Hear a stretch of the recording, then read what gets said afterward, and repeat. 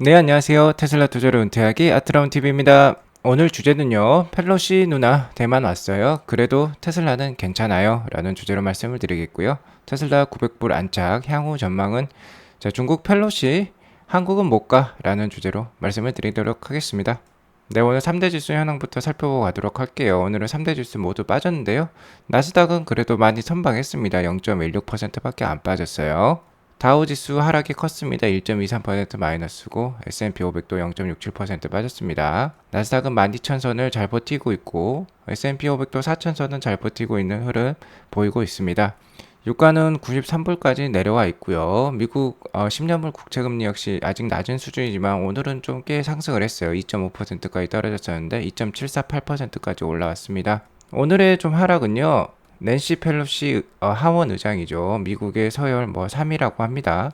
대만에 실제로 도착을 하셨어요. 대만 도착해가지고 이 소식이 미국에도 알려지면서 장 초반부터 약세 흐름을 보였다라고 볼 수 있겠습니다. 안 그래도 우크라이나 러시아 전쟁으로 진영학적 리스크에 민감한 시장인데요. 이날 대만과 미국과의 그리고 중국 간의 신경전이 더 악화됐다라고 블룸버그는 얘기를 하고 있습니다. 미국 노동시장 역시 둔화되는 흐름이고요. 6월 채용 공고가 전월 대비도 감소하고 예상치 대비도 감소하는 흐름이 나왔습니다. 다만 우보가 오늘 호실적을 발표를 했어요. 2분기 매출액이 80억 불을 넘기는 수준이었는데 전년 동기에 39억 불이었으니까 거의 2배 정도 매출액이 상승을 해서 나스닥은 그래도 선방을 했다라고 볼 수 있을 것 같고요. 오늘은 테슬라, 로키드 마틴, AMD는 상대적으로 선방했지만 중국 시장도 급락하면서 글로벌 시장 전반적으로 약세를 보였던 하루라고 볼 수 있겠습니다. 오늘 업종별 마감 현황을 보면 업종별로 다 빠지는 흐름인데 개별주 장세였다고 보시면 될 것 같습니다. 반도체 영역에서도 인텔은 빠졌지만 AMD는 올랐고요. 컨슈머 시클리컬 영역에서도 아마존이라든지 GM은 빠졌지만 테슬라는 올라가는 흐름이었고 로키드 마틴도 진영학적 리스크가 올라가면서 상승하는 흐름 보여주었습니다. 역시 오늘 가장 큰 뉴스는 낸시 펠로시 하원 의장이 어젯밤 대만에 도착을 했다는 건데요. 이렇게 함축할 수 있겠어요.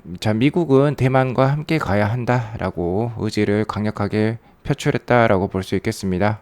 어젯밤에 대만 타이페이 숭상공항에 도착한 낸시 펠로시 의장의 사진이 이렇게 나와 있고요. 펠로시 의장의 이번 방문은 1997년 깅그리치 하원 의장 이후 25년 만에 대만을 직접 찾은 미국 최고위급 인사라고 합니다. 펠로시 의장은 이렇게 얘기를 하고 있어요. 미국의 대변인이라고 할 수 있겠죠. 미국 국방부는 중국군이 대만을 무력 통일하고자 비상사태를 준비할 가능성이 크다는 결론을 내렸다. 시진핑 국가주석이 집권을 강화하면서 인권과 법치에 대한 무시를 지속하고 있다. 라고 날을 세운 발언을 하고 있습니다. 당연히 중국의 심기를 크게 건드릴 만한 발언이라고 할 수 있겠죠. 펠로시 의장의 이러한 메시지는요, 당초 예상보다 강하다는 분석이 크고요. 이를 통해서 미국과 중국 간 갈등은 당분간 극에 달할 것으로 전망이 되고 있습니다. 펠로시 의장은 이렇게 트위터를 통해서도 성명을 알리고 있고요. 대만을 끝까지 지지한다. 민주주의를 끝까지 지지한다 라고 얘기를 하고 있고 전 세계가 독재와 민주주의 사이에서 선택을 해야 하는 상황에서 2300만 대만 국민과의 미국의 연대는 오늘날 그 어느 때보다 중요합니다 라고 얘기를 하고 있어요. 이에 즉각 중국 외교부는 펠로시의 대만 방문은 하나의 중국 원칙을 위반한 것이다 라고 얘기를 하고 있습니다. 중국 입장에서는 이미 홍콩과 마카오를 반환받은 입장에서 대만까지도 흡수 통일을 해야지 일단 하나의 중국이 된다는 것을 강조를 하고 있는 것이고요. 낸시 펠로시의 이번 아시아 순방 이 경로를 보면요. 이렇게 중국의 확장을 저지하려는 듯한 움직임이 강합니다. 보시면 싱가포르, 말레이시아, 대만, 한국, 독일을 경유하면서 중국을 이렇게 에워싸고 있는 모습이죠. 중국의 팽창을 최대한 저지하겠다라는 의지를 표현하고 있다라고 볼 수 있을 것 같고요. 이에 따라서 중국은 즉각 성명을 발표한 게 8월 4일부터 7일까지 대만 상공에서 군사훈련을 개최한다라고 얘기를 하고 있습니다. 보시면 이렇게 대만을 에워싸고요. 중국은 이렇게 해상훈련을 실시한다라고 얘기를 하고 있어요. 자, 여기 보시면 한국에 가는 일정이 있습니다. 대만 일정이 끝나면 8월 4일 한국에 방문할 일정인데 지금 8월 4일부터 군사훈련을 한다니까 지금 한국에 못 올 수도 있을 것 같아요. 그죠? 분위기가. 자, 하지만 한국에는 올 수 있다고 합니다. 실제로 군사작전 개시 시간은 8월 4일 12시부터인데요. 펠로시는 8월 3일 오후에 대만을 출발해서 한국으로 넘어올 예정이니까 한국에 와서 국회의장도 만나고 우리나라 주요 인사들과 만나고 오찬을 한다고 합니다. 뭐 중국과 미국이 뭐 짜고 치는 건지 이건 잘 모르겠어요. 설마. 아무튼 펠로시 방문에 따라서요. 아시아 증시, 특히 중국 증시 어제 하락이 컸습니다. 보시면 뭐 니케이 일본 지수도 1.42% 하락했지만 상해랑 항생 같은 경우는 2.26%, 2.36% 가장 크게 하락을 하면서 어제 전반적으로 뭐 유럽 증시도 빠지고 미국 증시도 빠졌지만 중국 증시 하락이 가장 컸던 하루라고 볼 수 있겠어요. 자, 왜 그러냐면 펠로시 의장의 방문에 대한 중국의 반응은 공급망 대란 등을 부를 가능성이 높기 때문입니다. 실제로 바이든은 지난 5월에 대중관세 일부 철폐를 주장했죠. 지난 5월과 6월은 인플레이션이 가장 높았던 달이라고 할 수 있겠는데요. 이렇다 보니까 지지율이 아주 급락을 했었죠. 38% 이하로도 떨어졌는데 미국 역대 대통령 최저 지지율을 달성을 했었습니다. 그렇기 때문에 자, 부랴부랴 대중 관세까지 철폐하면서 인플레이션을 누그러뜨려 보겠다라고 얘기를 했지만 지금 현재 뭐 진전이 되는 건 별로 없어 보여요. 자, 그 이후에 지난 7월 달에 전월이었죠. 바이든과 시진핑은 전화회담을 개최를 했었습니다. 뭐 대만 문제랑 관세에 대해서 논의를 어느 정도 일부 했겠죠. 뭐 특별히 관세 관련돼서는 나온 얘기는 없었습니다만 분명히 얘기는 했을 겁니다. 하지만 이때도 어쨌든 진전이 없었다라고 할 수 있겠고요. 근데 이런 상황에 엎친 데 덮친 격으로 펠로시 의장이 대만을 방문하면서 두 국가 사이가 정말 안 좋아졌다라고 볼 수 있겠어요. 자, 하지만 앞으로 11월 달에 G20 회의가 있고요. 에이펙 정상회의도 있을 예정입니다. 자, 그러면 아마 두 국가 수장이 아마 만나서 대면 회담을 직접 진행할 것 같은데요. 11월 8일에 미국의 중간 선거도 있기 때문에 뭐 총선에 해당하죠. 그 결과 이후에 이런 회의들이 있을 거니까 아마 바이든의 입장에 따라서 어느 정도 회담 결과가 나올 것 같습니다. 아무튼 지금 현재 중국과 미국의 양국 관계는 상당히 안 좋다라고 볼 수 있겠고요. 뭐 시진핑 같은 경우는 중국의 뭐 제로 코로나 정책 같이 뭐 극단적인 정책을 취할 수 있는 국가이기 때문에 테슬라에도 큰 피해를 줄 수도 있습니다. 중국에 있는 미국에서 바로 테슬라죠. 기가 상하이가 지금 테슬라의 성장 동력이라고 할 수 있겠는데 이런 곳에도 제재가 갈 수 있겠어요. 하지만 중국 입장에서도 경제 성장과 인민의 안위가 상당히 중요한 시점이라고 볼 수 있겠습니다. 시진핑도 3연임을 하려면 중국 인민들의 큰 호응이 필요한 상황이겠죠. 함부로 경제 제재는 힘들다라고 저는 생각을 하고 있습니다. 특히 전기차, 배터리, 반도체와 같은 산업은요.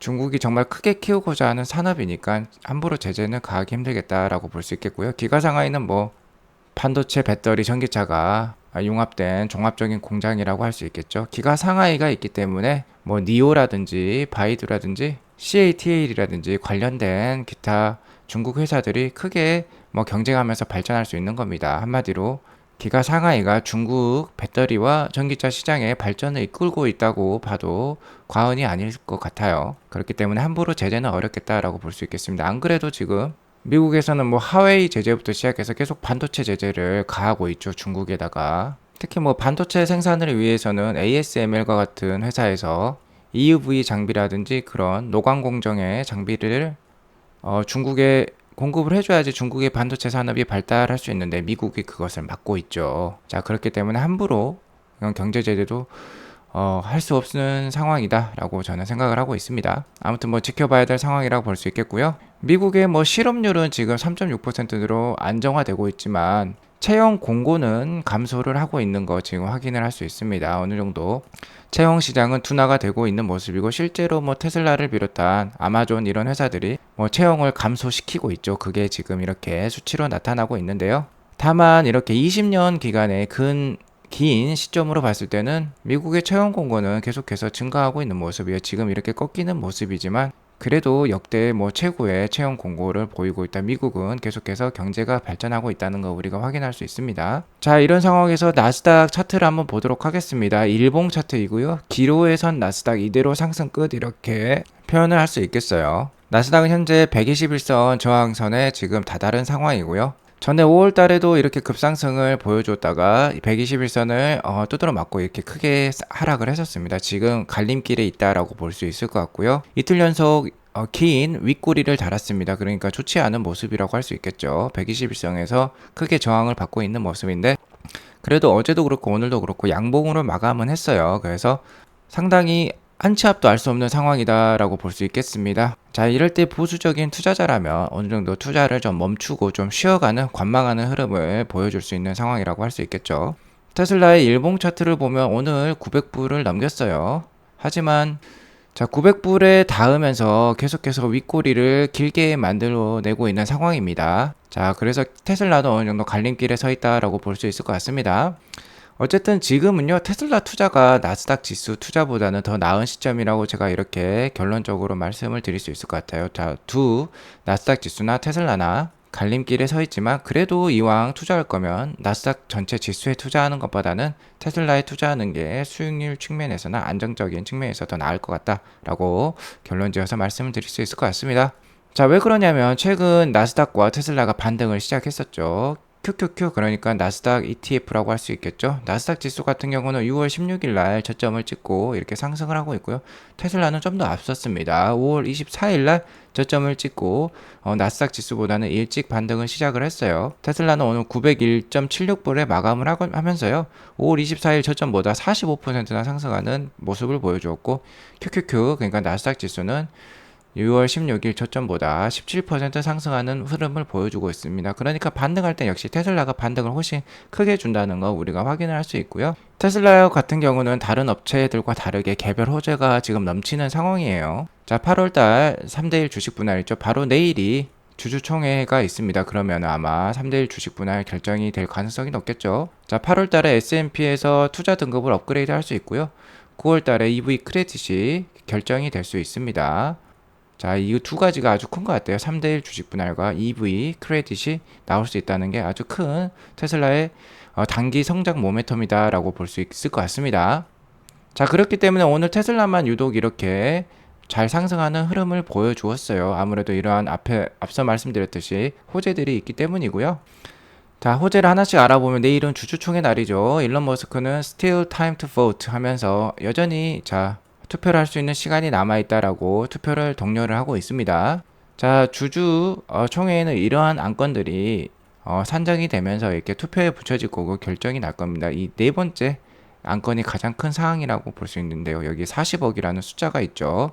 현재 테슬라는 10억 주 정도를 발행해 놓은 상황이고, 테슬라의 정관에 따르면 20억 주까지 발행이 가능한데 3대1 주식 분할을 하려면 이게 30억 주로 늘어나야 되는데 정관에 20억 주로 제한이 되어 있기 때문에 3대1 주식 분할이 어려운 상황이죠. 그러니까 앞서 말씀드렸다시피 40억 주까지 발행 수를 늘릴 수 있어야지 3대1 주식 분할을 할 수 있는 겁니다. 20억 주 정관에서 40억 주가 늘어나면 60억 주가 되죠.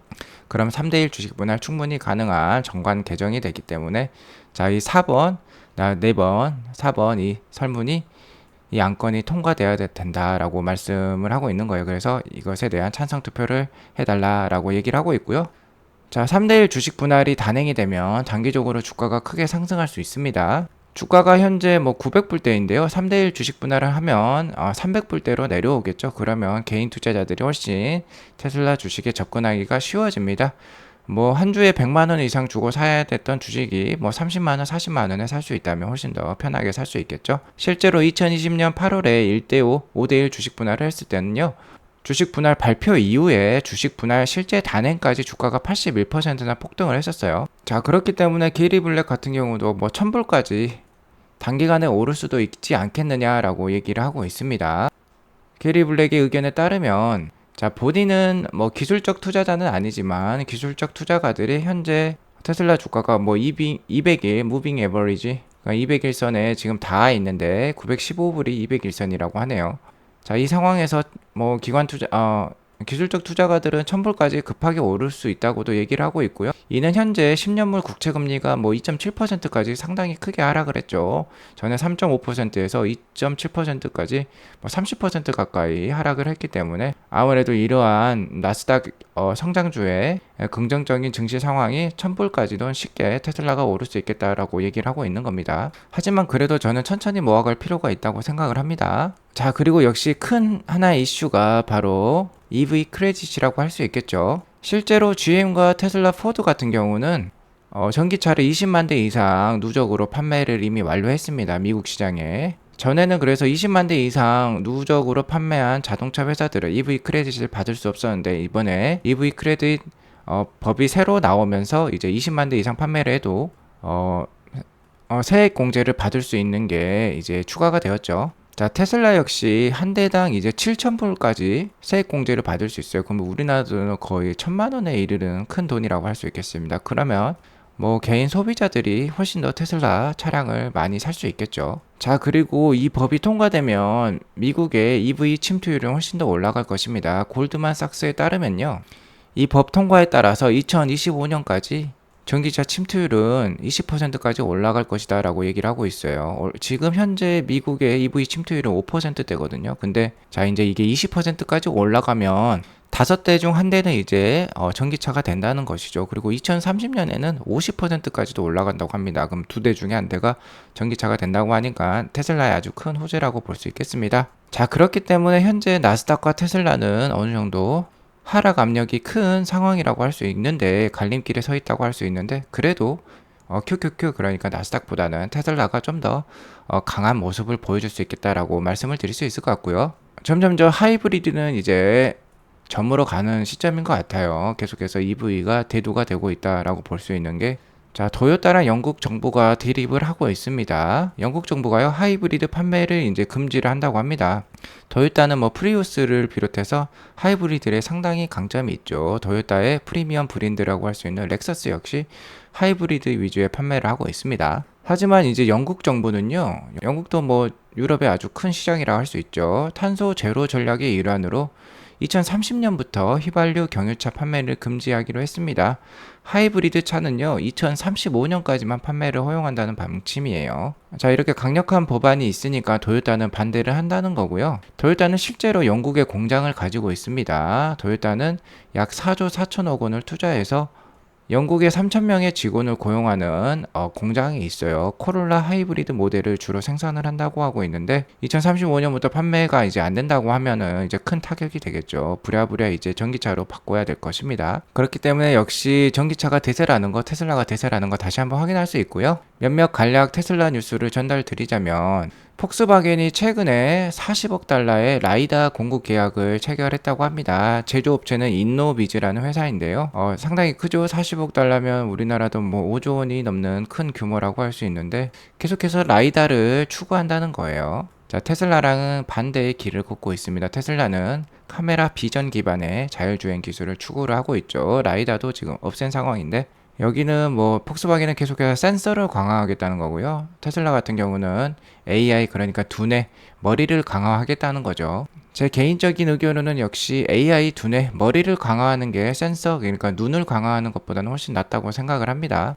자, AI가 똑똑해야지 어떠한 상황에서도 사고를 안 내고 운전을 할 수 있다는 거예요. 당연히 똑똑한 운전자가 어느 정도 머리에 장애를 가진 운전자들보다는 훨씬 더 운전을 잘할 수 있겠죠. 그리고 테슬라는 새로운 뭐 기능을 또 발표를 했습니다. 녹색 신호 차인벨이라고 하는데요. 상당히 뭐 운전자를 배려하는 세심한 테슬라의 모습을 알 수 있습니다. 우리가 차량을 운전할 때 핸드폰을 본다던가 딴 데 뭐 경치를 본다던가 하면서 신호등을 놓치는 경우가 있습니다. 그러면 뒤에 차가 빵 하고 경적을 울리죠. 자, 그걸 대신 울려준다는 겁니다. 차인벨로요. 녹색으로 신호등이 바뀌면 그것을 카메라를 통해서 알려준다고 하고, 신호등이 잘 안 보이더라도 앞차가 출발을 하면 또 차인벨을 울려서 알려준다는 거예요. 자, 전 세계에서 이용이 가능한다고 하고요.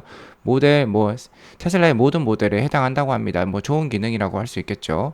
EAP라든지 FSD 기능이 없더라도, 그러니까 추가적인 옵션을 달지 않더라도 이 기능이 된다고 하니까 상당히 배려심이 강한 테슬라다. 좋은 기능이라고 할 수 있겠죠.